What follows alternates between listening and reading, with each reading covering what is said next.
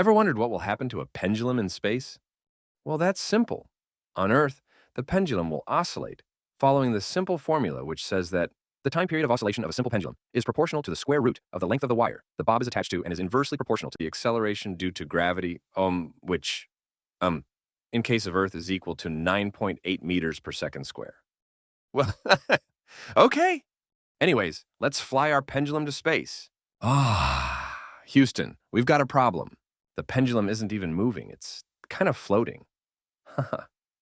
Around and, well, for eternity, because, phew, hey, in space, the acceleration due to gravity is zero. You know why? Because there's no gravity. Oh, I mean that in a layman's sense. So everything around there is just a free body. Now, from our equation that we had written before, we can substitute g as 0, which gives us t as 2 pi times the square root of length divided by, 0.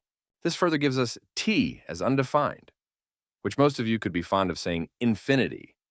That means, in space, the pendulum won't... The pendulum, huh? Well, that's obvious because the bob will not be experiencing any force of gravity. But what if, instead of flying it to space, we perform this on a lift? Yeah!